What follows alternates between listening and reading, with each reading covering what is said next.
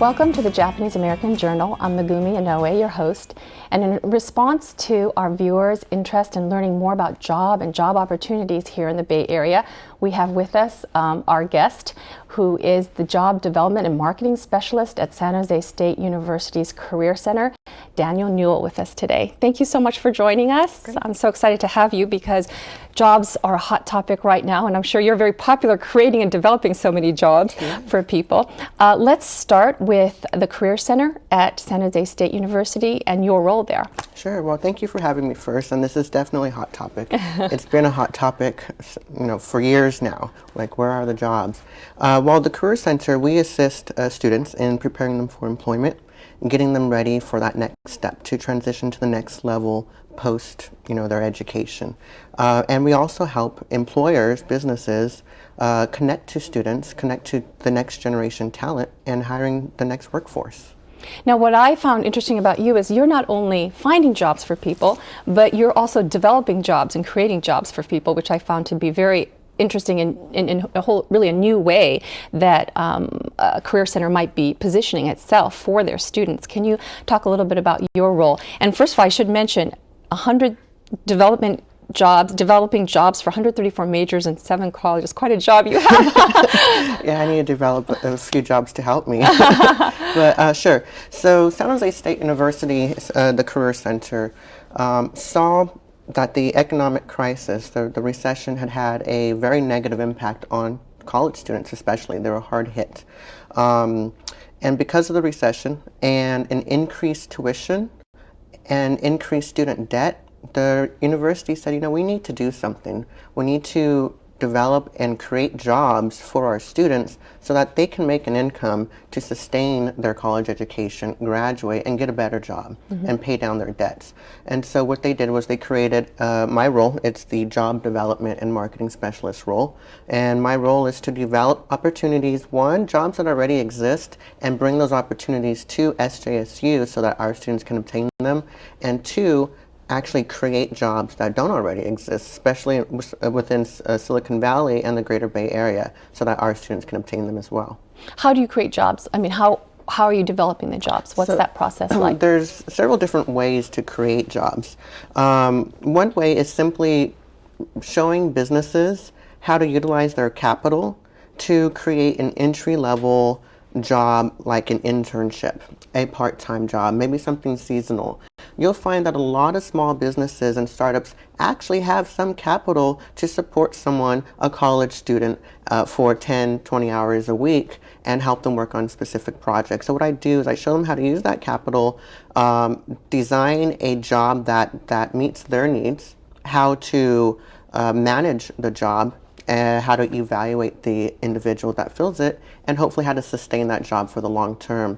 Other methods that I use is actually helping businesses connect into financial resources such as government incentives, tax credits, tax write-offs, and actual financial reimbursements or wage subsidies.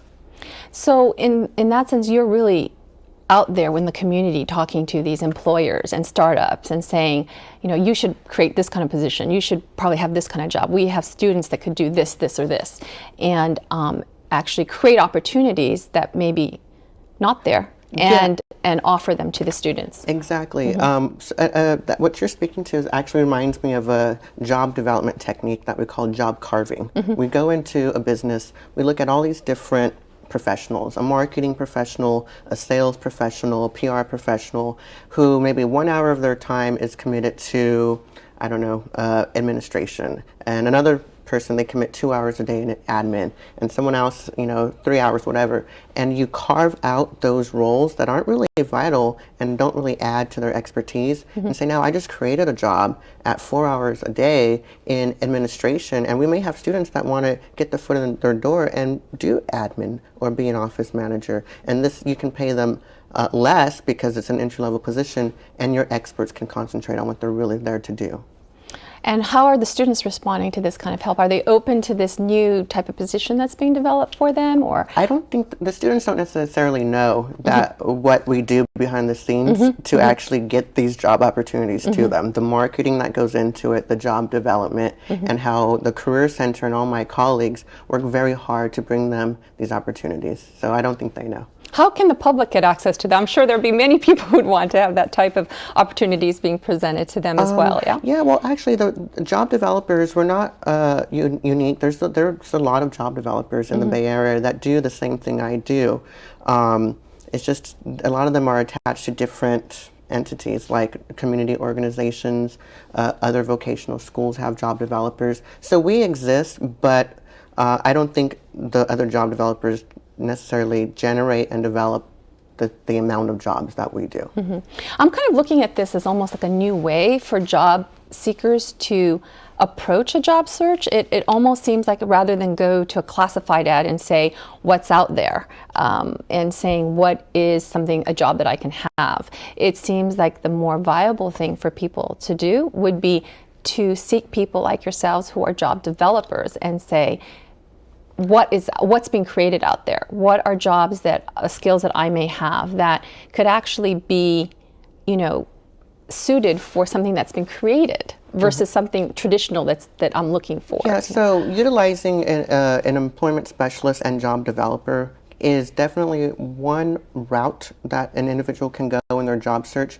It's one of several channels. So having a job developer and or employment specialist on your side that's working with you, coaching with you, definitely can help so much and can help you get that next job. But it's only one channel to employment, and it shouldn't be the be-all, and it doesn't replace conventional means, but it complements it. What you said that's not the only one. What are the other ways that people can search for jobs? In this day and age, everything is moving and advancing so quickly. Technology, you buy a new phone, next year it's already obsolete. So because everything is advancing so quickly, so many different models in employment are also changing with the evolution of technology. So you have your conventional ways, going in person the old-fashioned way and dropping off a resume at a business. That still works. Believe it or not, it does. Yeah, it still works.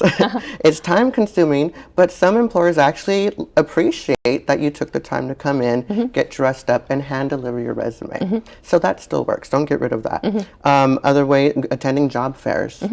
And if you're in college or if you're connected to some sort of employment agency, attend informational sessions. That's when businesses come out, give information to job seekers about what roles they have open, and just tell them a little bit about the culture of the company. So those are some in-person connections that you can do.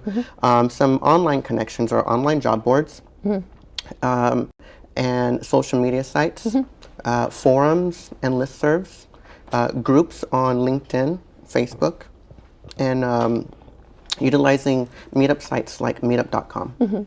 Well, we'll talk about that a little later more specifically on how to use the social media, because I'm sure that in itself is a technique, and there's a method probably behind that you probably have insight into as well. But I have to take a short break, but when we come back, we will continue our conversation with you about the landscape of the job market right now here in the Bay Area. So please stay with us.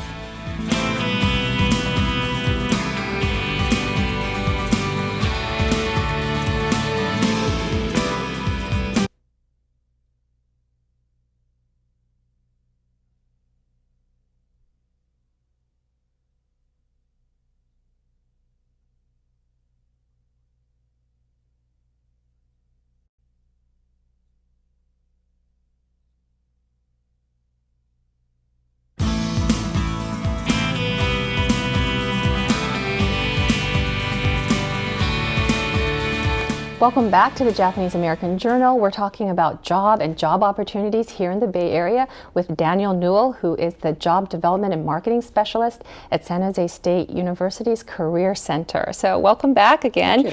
And really quickly, we were talking about the statistics of how many jobs you're creating at San Jose State. What was that? It's very impressive. Yeah, so I focus on entry-level jobs, getting your foot in the door. Internships, part-time positions, contract, and temporary jobs.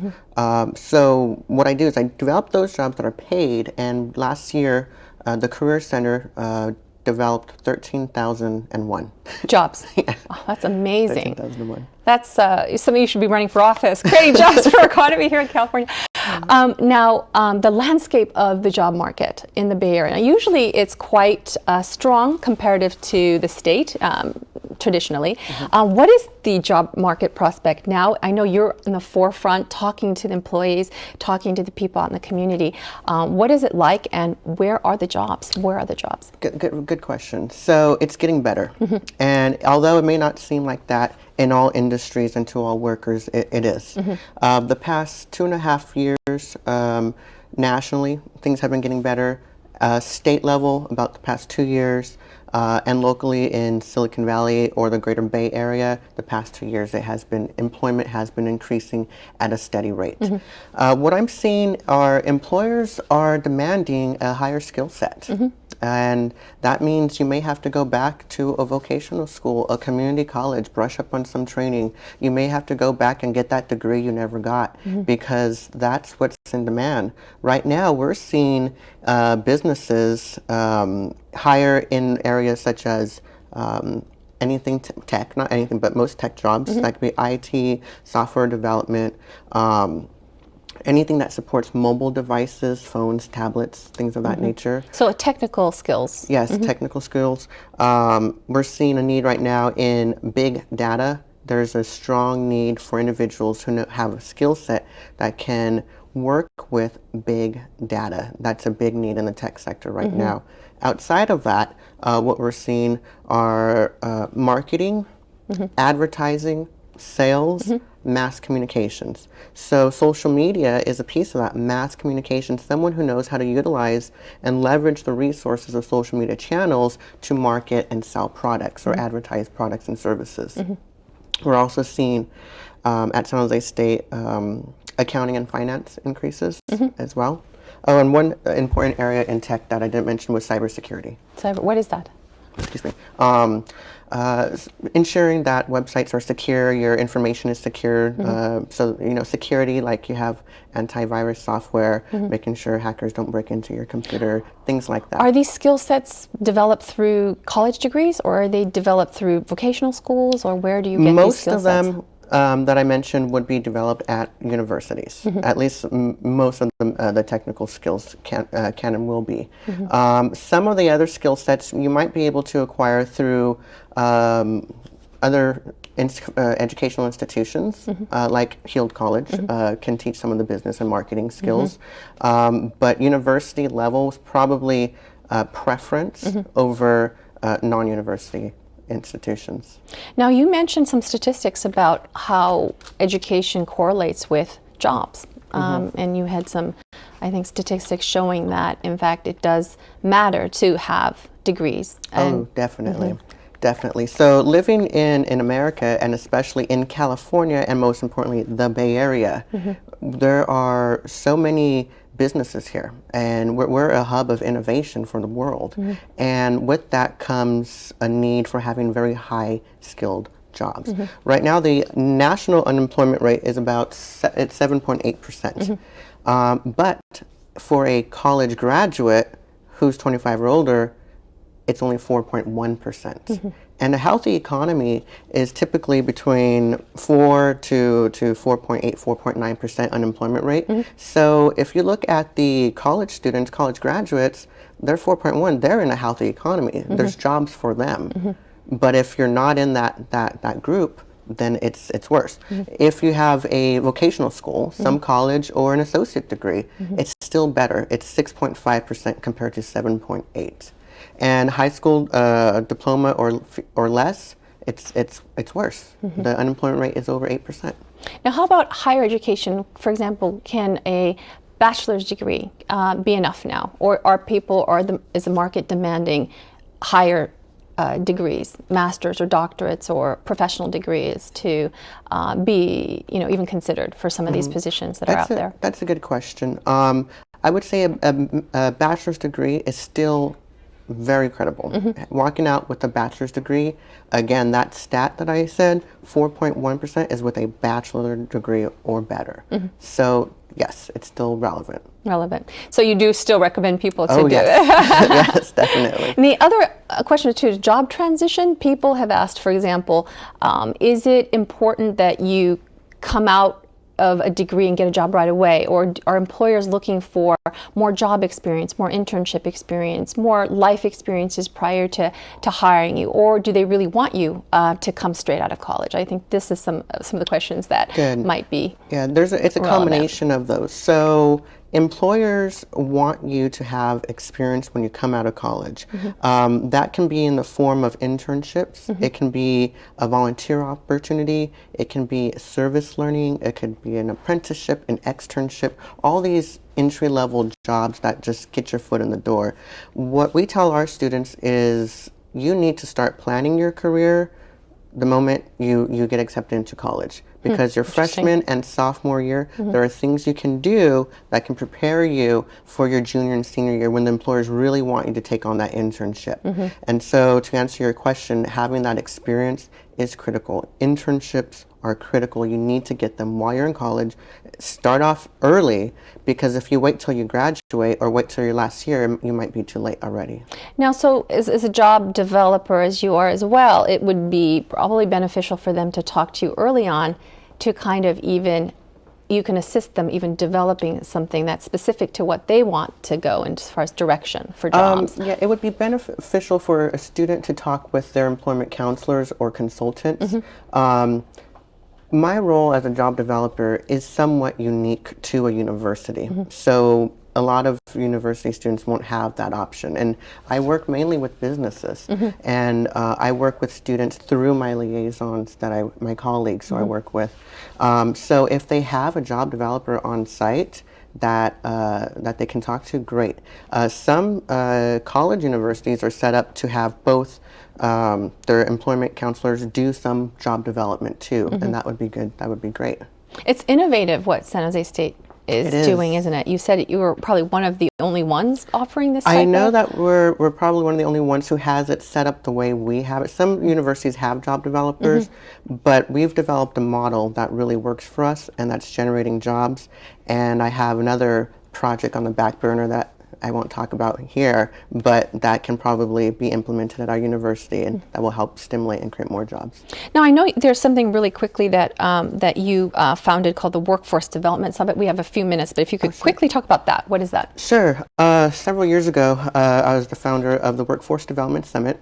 I brought together San Francisco, Oakland, and San Jose job developers, job creators, workforce development professionals, and they meet once a year. Almost 200 of us professionals get together, share best practices. How do we get people to work? How do we create jobs? How do we get businesses the resources they need so that they can create the jobs to get our job seekers back to work?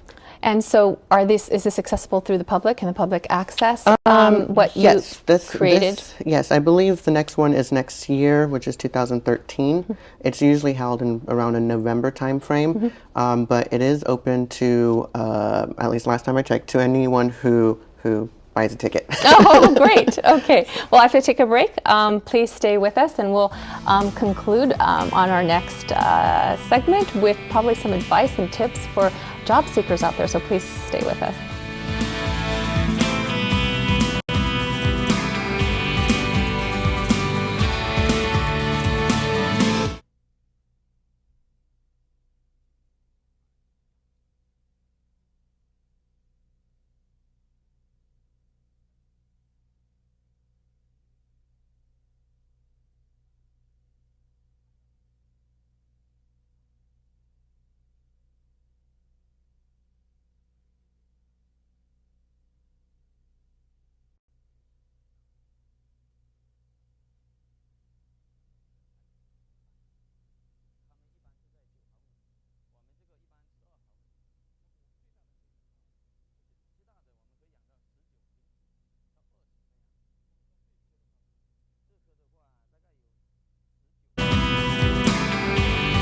Welcome back to the Japanese American Journal. We're going to get some tips and additional advice from Daniel Newell, Daniel Newell, who is from San Jose State University's Career Center and is the Job Development and Marketing Specialist.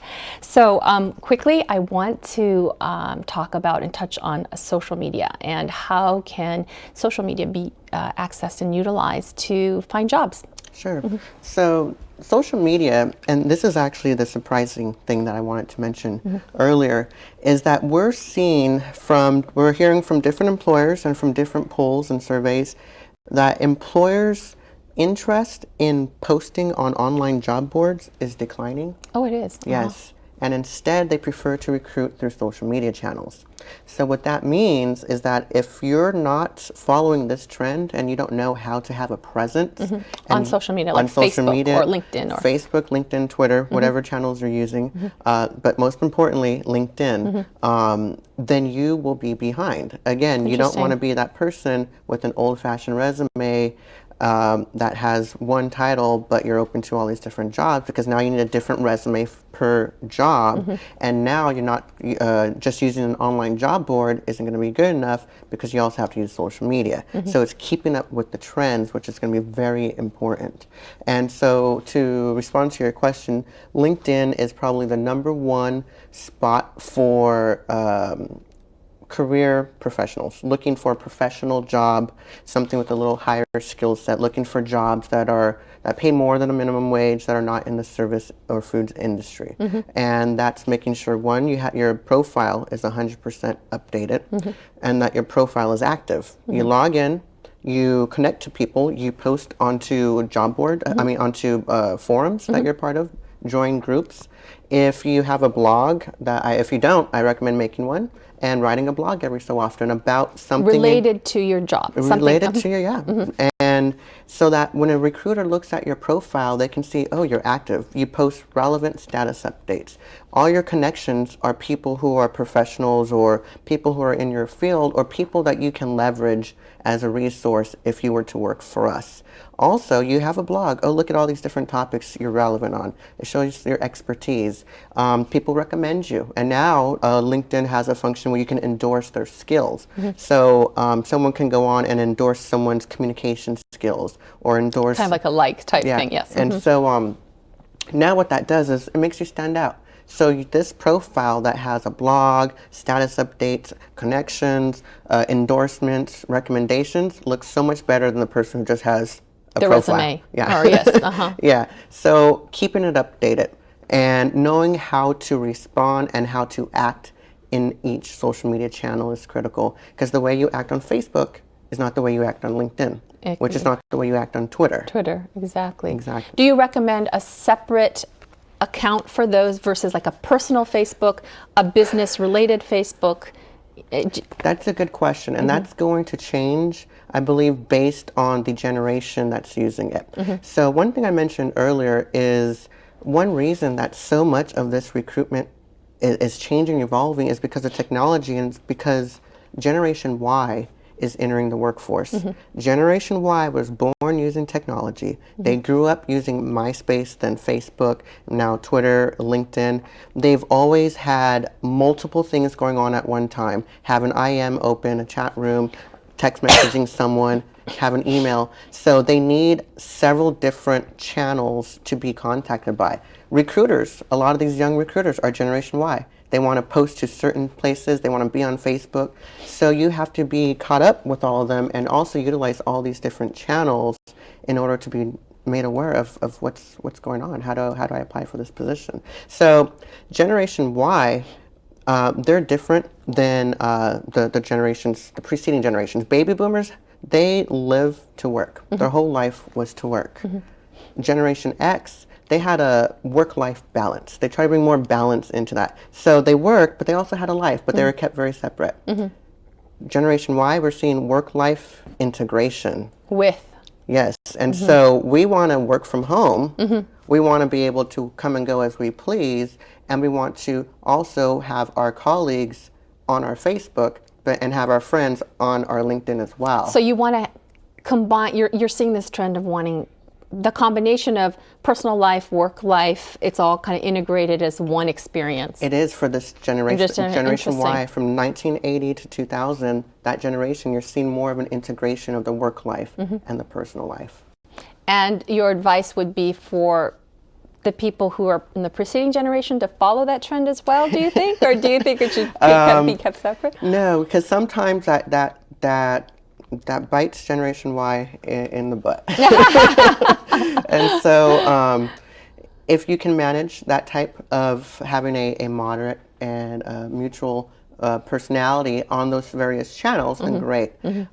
So maybe if you know that you really don't want your colleagues to see your personal things on Facebook, okay, so yeah, you can try having a separate account, but Facebook has special functions where you can post things to certain audiences. So you can tag certain people as work friends, as like managers, or as, you know, friends, family, and just be aware that what you're sending out will go out to those audiences, and be cautious, because what's out there, it's out there. Right, and you can't take it back. Yeah, you can't take it back. You could delete the status, but everybody already seen it. Yes, yes. So while we still have you, we have a few more minutes left, but is there any types of tips or advice or anything that you could give to our job seekers right now? Yes, definitely. Networking. Network. Network in person, network online. Let your friends and family know you're looking for a job. Post that on your Facebook, because you never know who's out there. Yeah, who's out there. Post it on your LinkedIn. Tweet about it on your Twitter. Write a blog about why you need a job and why you're qualified. Interesting. So one of the things I recommend is one, join meetup.com.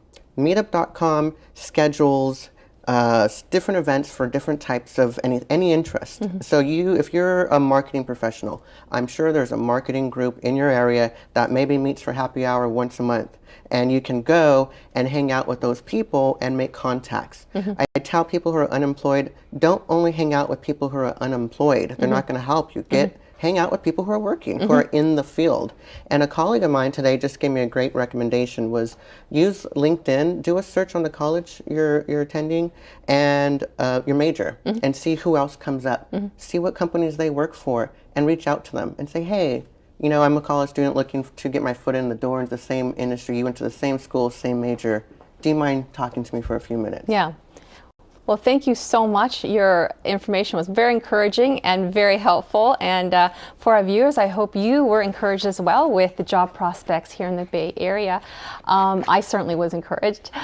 Thank you so much for joining us on the Japanese American Journal. This is Megumi Inoue, and I look forward to seeing you on our next program.